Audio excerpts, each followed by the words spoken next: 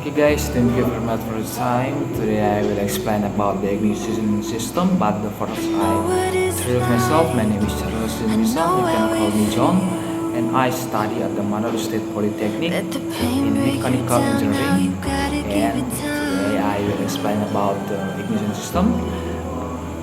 I will explain about the component in ignition system.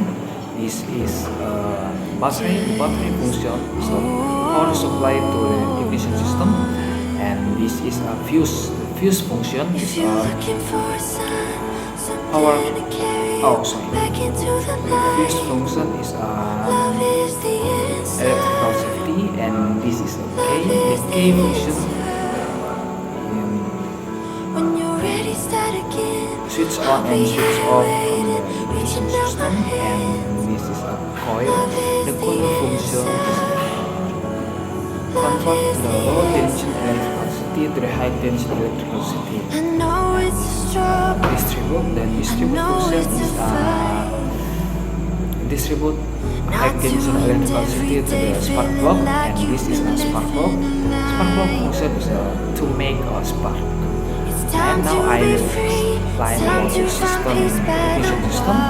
When the K turn on, the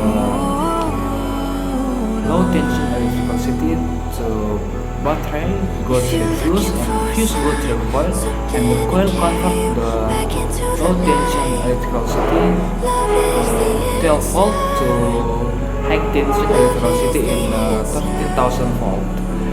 And when the high tension electricity from the coil go to the platina in the distribute, the rotor going to the point 1, the platina is disconnected, and when the rotor gets in point 1, the platina is connected, and the platina will supply the high tension electricity to the spark plug number 1, and the repeat same the points number 2, 3, and 4, and the spark plug will make a spark in combustion chamber and make a combustion process.